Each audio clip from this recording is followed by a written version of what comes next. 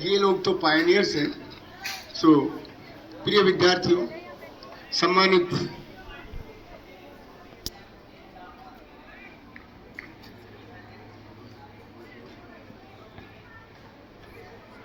अतिथिगण, और अतिथिगण कहना भी सही नहीं होगा, क्योंकि हम तो आप सबको परिवार का हिस्सा ही मानते हैं। और पहले भी हमारे जितने गणमान्य अतिथि आ जाए पधारे हैं, ये पहले भी विद्यालय के कार्यक्रमों में आते रहे हैं और जब जब भी आगे प्रोग्राम होंगे तो भी आते रहेंगे। इसका मतलब ये हमारे कंधे से कंधा मिलाकर और पर्यावरण के खिलाफ लड़ाई में, पर्यावरण का सत्यानाश करने वालों के खिलाफ लड़ाई में खड़े हैं, चाहे वो लकड़हारे हो, चाहे वो किसी और फॉर्म में हो। एक पेड़ काटे तो बदले में एक नया पेड़ लगाना जरूरी है। कोई सरकारी प्रोजेक्ट में भी ये नियम है।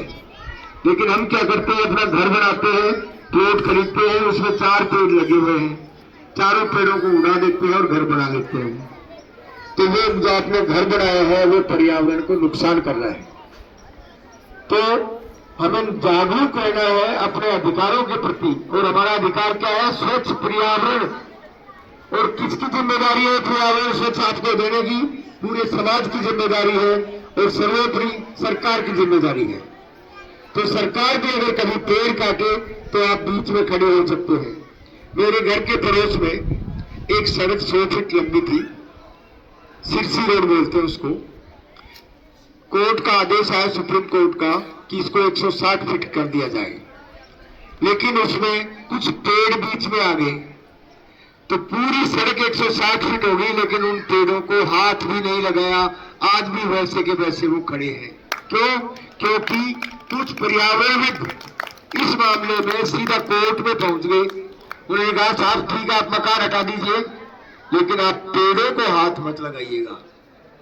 अगर इनको रीप्लांट कहीं कर सकते हैं तो भले ही छेड़े, लेकिन वो इतने बड़े बड़े विशाल वृक्ष है कि उनको रीप्लांट करना संभव नहीं है। तो वो पेड़ वहीं खड़े हैं। और ऐसे कई सरकारी प्रोजेक्ट भी हैं जो पेड़ों के कारण शिफ्ट हो गए दूसरी जगह, क्योंकि पर्यावरण को नुकसान नहीं होना चाहिए। तो हम सबको मिलकर ये सामूहिक प्रयास करना चाहिए कि जो पेड़ हैं उनको बचाएं और नए पेड़ पौधे लगाएं। हरियाली होगी तो बाढ़ नहीं आएगी, हरियाली होगी तो सूखा नहीं पड़ेगा। आपको सिखाया गया होगा ना कि बादल कैसे बनते हैं, बारिश कैसे होती है। सबसे पहले वाष्पीकरण होता है।